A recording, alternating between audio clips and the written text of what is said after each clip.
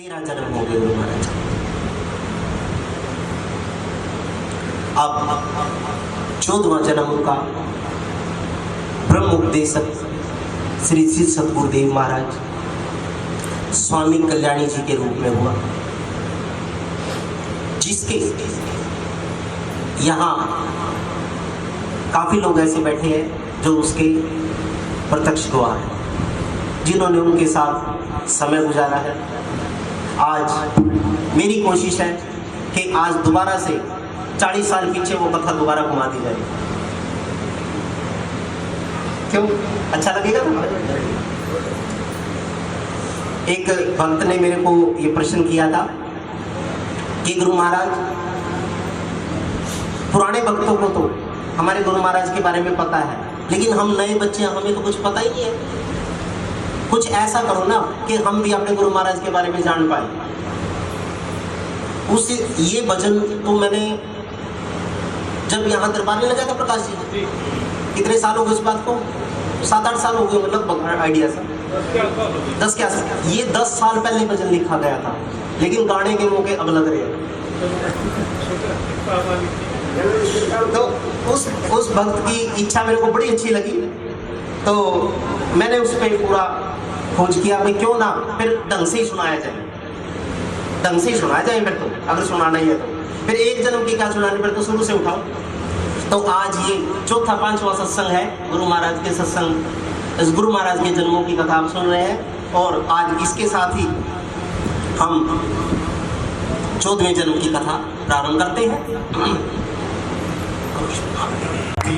सतगुरु जी लियो अवतार, नमन करे हम बार में बार। मेरे सतगुरु जी लियो अवतार, नमन करे सब बारंबार।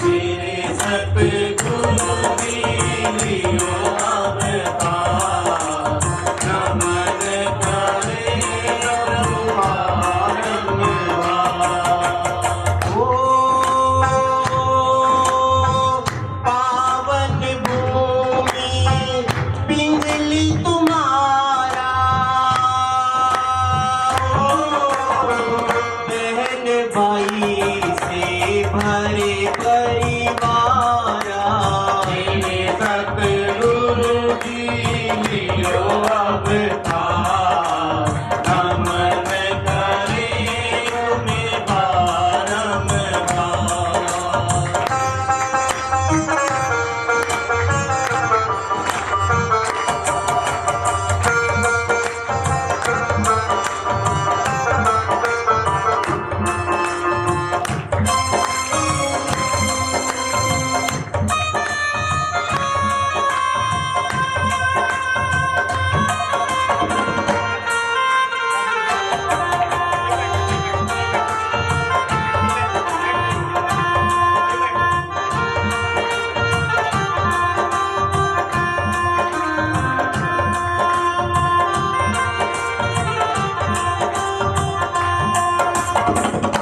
आदरणीय शासन में जन्म चतुर्दशी में तुम आए, वीरमती माता कहलाए। हरियाणा राज्य के जिला करनाल में एक छोटा सा गांव है पिंगली। पिंगली गांव के अंदर श्री गुरु महाराज ने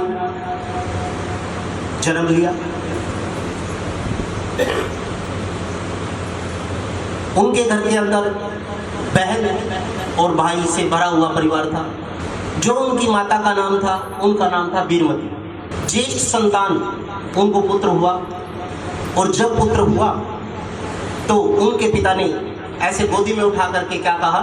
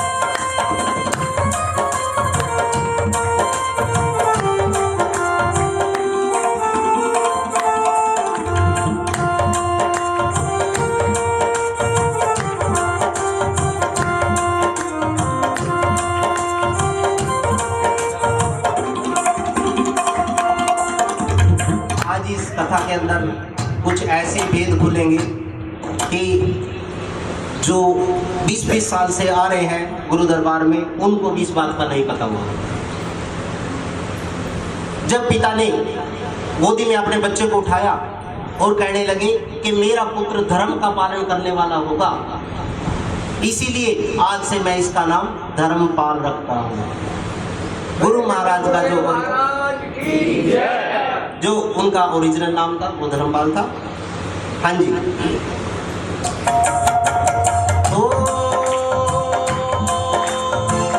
बचपन बीता आई जवानी, शुरू हो गई विवाह की कहानी।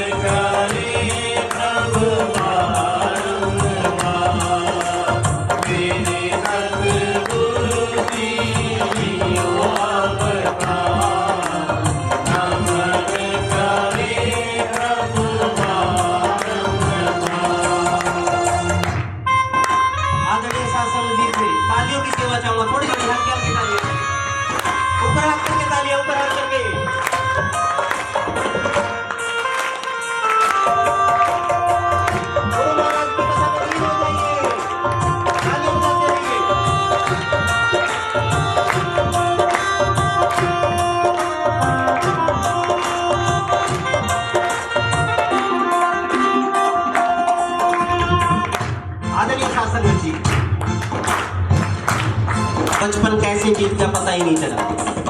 बहन भाइयों के घर में खेल कूद करके बचपन बीत गया।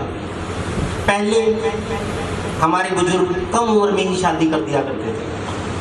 18-20 साल के हुए तो शादी की बातें घर में शुरू होने लगी, और जब शादी की बातें शुरू होने लगी वो तो ऐसा होता ही नहीं कभी कि किसी काम के पीछे लोगों काम ना हो। जब रिश्ते आने लगे तो एक टाइम ऐसा भी होगा कि धर्मपाल जी का रिश्ता हो गया।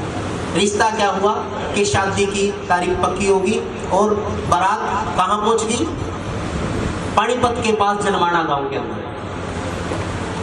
क्या होता है जो आम बारातें चलती है उसी समय से हुआ। ओ बरमाला का यस्त्री को डारे,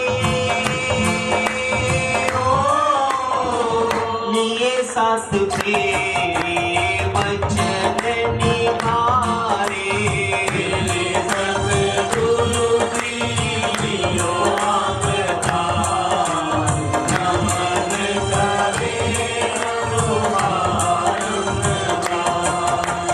तेरे सतगुरु जी लियो अवतार, नमन करे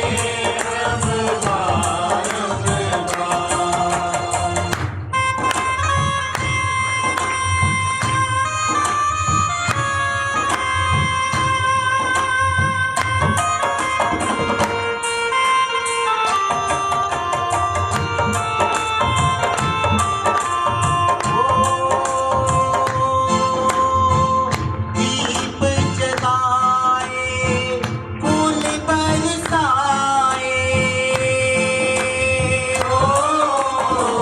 पुत्र बधू जब घर में आए, सतगुरु जी लियो अवतार, नमन करे प्रभु तेरे सतगुरु जी लियो अवतार, नमन करे प्रभु बारंबार।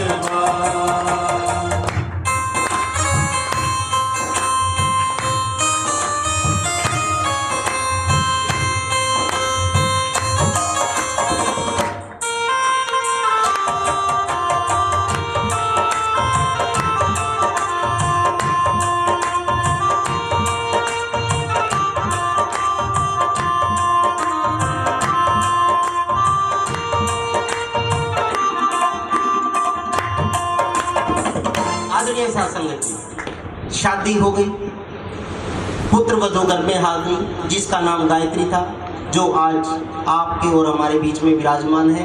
बोलिए गायत्री माता की जय। जो हमारे बीच में आज विराजमान है। और पुत्र वधू जब घर में आई तो सब घर वालों ने बड़ी खुशी मनाई। ढोल नगाड़े बजने लगे, फूल बरसाने लगे, दीप जगाने लगे। समय गुजर गया। कुछ समय गुजरने के बाद धर्मपाल जी का जो कार्यस्थल था वो कुरुक्षेत्र में था, जो करनाल के पास कुरुक्षेत्र है। वो अपनी पत्नी को वहां ले गए। आगे क्या होता है?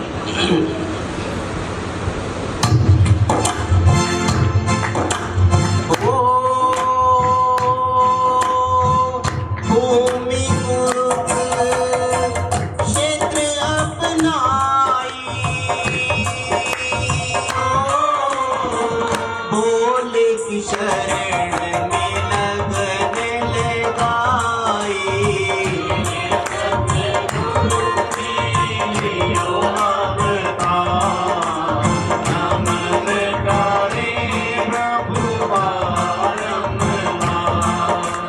तेरे सतगुरु जी लियो अवतार, नमन करे प्रभु बारंबार।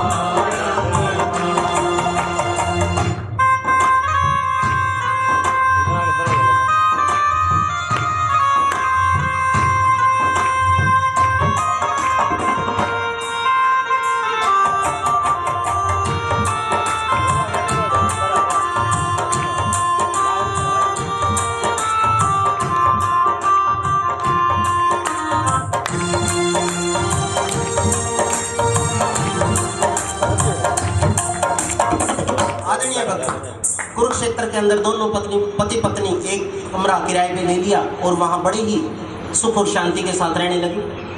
कुछ लोग यहाँ ऐसे भी बैठे हैं जो कुरुक्षेत्र गए होंगे।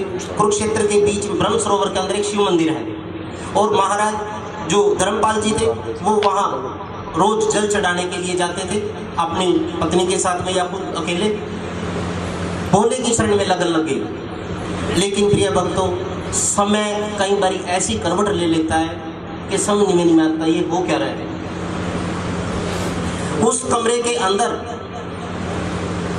किसी प्रेत का साया था। क्या हुआ?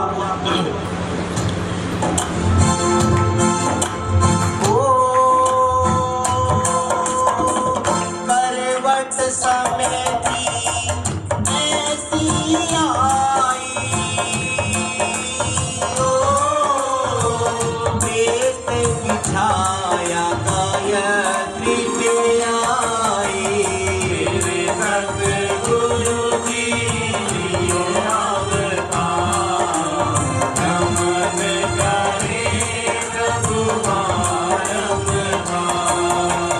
मेरे सतगुरु जी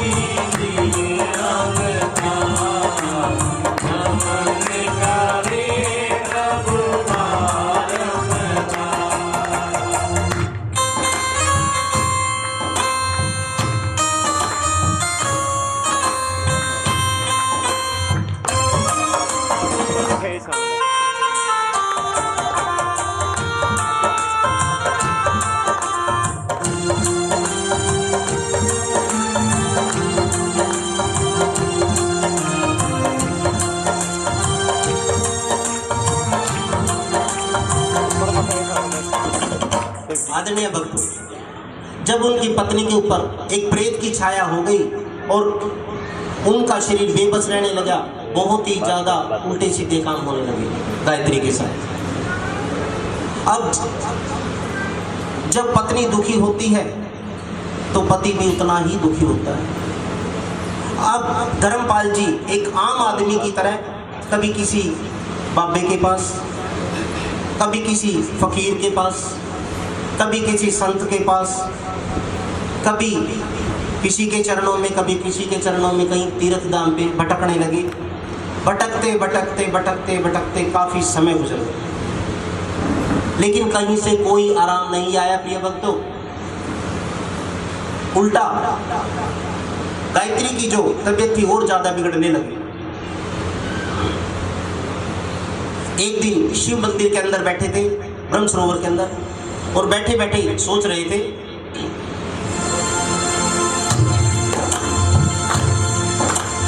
ओ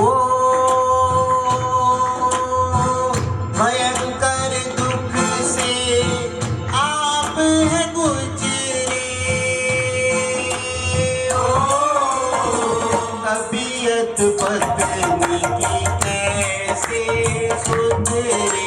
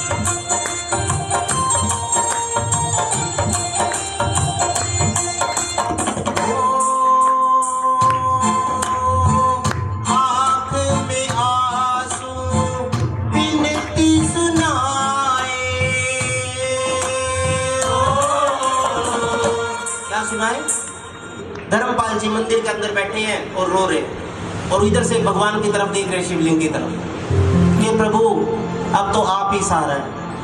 आंखों से आंसू बह रहे कि प्रभु आप ही सहारा है और कुछ नहीं, रो रहे हैं। आंख में आंसू बिनती सुना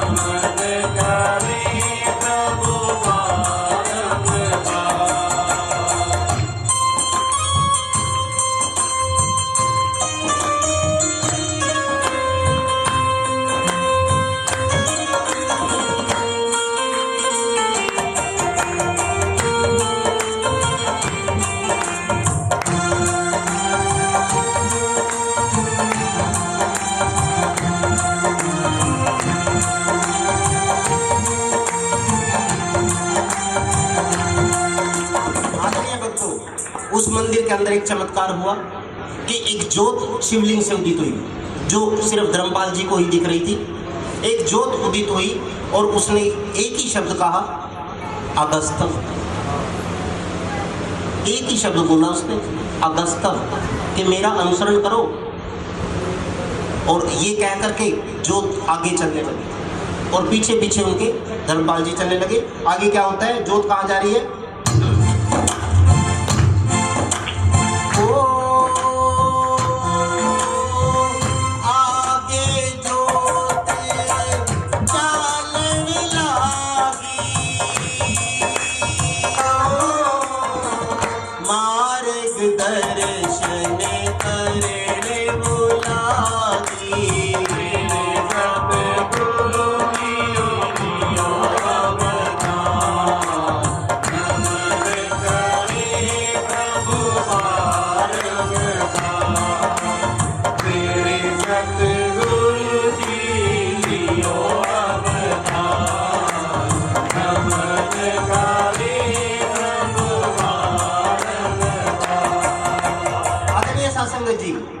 ज्योत आगे आगे चलने लगी। ज्योत जिस बस में जाती वहीं धर्मपाल जी उसी बस में चढ़ जाते। आगे ज्योत चल रही है, पीछे धर्मपाल जी चले, कुछ नहीं पता कहाँ जाना है, क्या हो, कुछ नहीं पता। लेकिन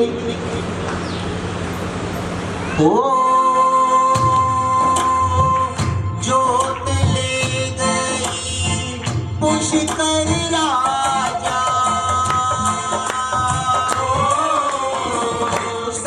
प्रिय भक्तों,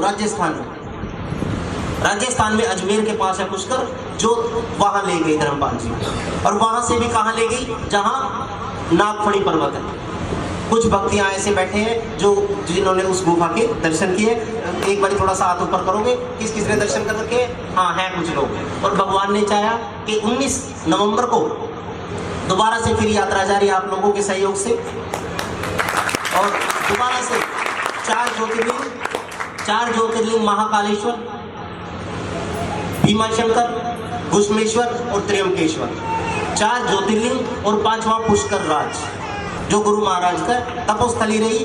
अब वहीं पहुंच गए हम भी। हाँ जी,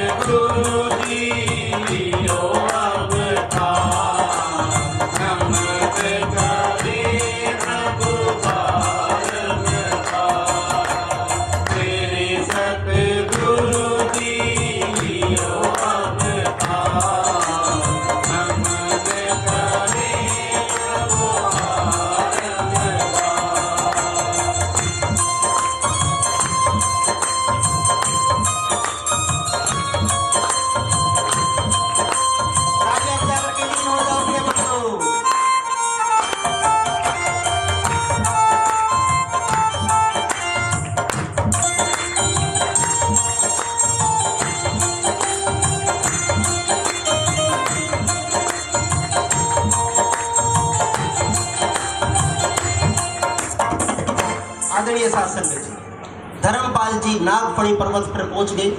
और पहुंचने के बाद जैसे ही ज्योत ने आदेश किया कि यहाँ बैठ के तप करो, तप करने लगे। अब ना मंत्र का पता, ना तंत्र का पता, ना विधि का पता, ना विधान का पता, करें कैसे? काफी दिन गुजर गए लेकिन कुछ भी ध्यान नहीं। क्या करे, कैसे करे। दोबारा से परिस्थिति वही आ गई, रोने लगे। बड़ा जंगल है, रोने लग रहे हैं। उस गुफा हमने तो देखी है, वो इतनी सी गुफा है कि 2 बंदे जाके तीसरा नहीं अंदर जा एंट्री है उसकी, चौथा तीसरा बंदा तो बाहर ही बैठेगा। क्यों प्रकाश जी? ये छोटी सी गुफा है। तो रोने लगे दोबारा से, और जब दोबारा से वो रोने लगे तो क्या होता है कि हे प्रभु मेरे को मार्गदर्शन करो। मार्गदर्शन कैसे होता है? वो तब वहां एक निराकार रूप में संत नजर आते हैं, साकार रूप में संत नजर आते हैं, और संत आकर के उसके पास बैठ जाते हैं। कहने लगे कि पुत्र क्यों रो रहे हो, क्या बात है? कहने लगे कि मैं तब तो करने आ गया, लेकिन मेरे को विधि पता नहीं, विधान पता, करूं कैसे? कहने लगे कि तू बैठ मेरे पास। सफेद दाढ़ी, सफेद नहीं मतलब गोल्डन से गोल्डन कलर, गोल्डन रंग की उनकी दाढ़ी, ऐसे बालों के यहाँ तक आते हैं, और सुंदर चेहरा, चेहरे से प्रकाश निकल रहा है। साकार रूप में आए, और साकार रूप में क्या हुआ?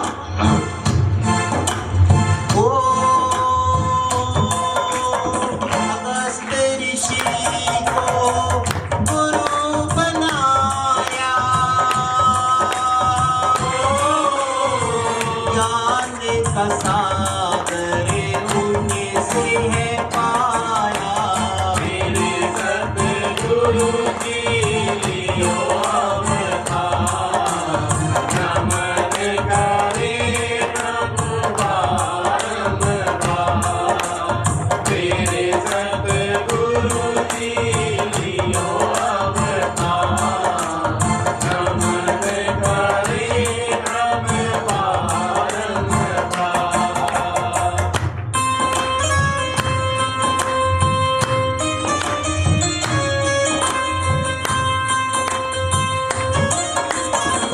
जय हो।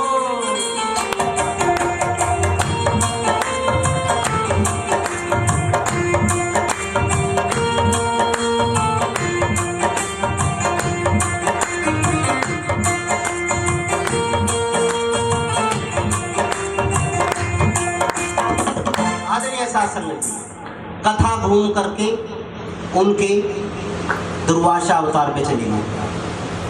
मैं थोड़ा दोबारा कथा को रिपीट कर रहा हूँ कि जब याक्षले ने राजा जनक के दरबार में गार्गी से बहस की, और उन्होंने ये कहा कि गृहस्थ सुख क्या होता है, उन्होंने गृहस्थी को राजा रूप में अपनाया, अपनी देह का को त्याग दिया। लेकिन दोबारा जब उस देह में आने की कोशिश की तो वो जो याक्षले की देह थी वो पशुओं ने खा ली थी, पशु पक्षियों ने खा ली थी, वो कीड़े मकोड़ों ने खा ली थी वो। तो उन्होंने ऐसे ही प्रेत योनि में भटकते रहे, और दुर्वासा का शरीर पहन लिया, दुर्वासा ऋषि का। और जब दुर्वासा ऋषि का शरीर पहन करके गुरु महाराज को बुलाया, अगस्त्य मुनि भगवान को, कि प्रभु आइए, मैं दुखी हूँ बहुत ज्यादा, आइए। तो जैसे ही आए तो देखा तो शरीर दुर्वासा का है, लेकिन बोल याक्षले रहा है, मेरा शिष्य। तो उन्होंने कुछ नहीं सोचा समझा, गुस्से में आकर के कहने लगे कि हे दुर्वासा, तेरी इतनी धृष्टता, इतने बड़े ऋषि का चोला पहन लिया तूने, तेरी हिम्मत कैसे होगी? इसीलिए जब मैं तेरे को ये श्राप देता हूँ, तेरे को दूसरों की देह पहनने का बड़ा शौक है ना, तेरे को श्राप देता हूँ कि तू इस पृथ्वी पे बार बार देह बदलता फिरेगा, बार बार देह बदलता फिरेगा। तो अगर जो याक्षले मुनि महाराज थे, याक्षले कहने लगे कि प्रभु के चरण पकड़ लिए गुरु महाराज के, कहने लगे कि प्रभु ये आपने श्राप नहीं दिया मेरे को, ये तो आपने आदेश दिया है, ये आपने श्राप नहीं दिया, ये आदेश दिया है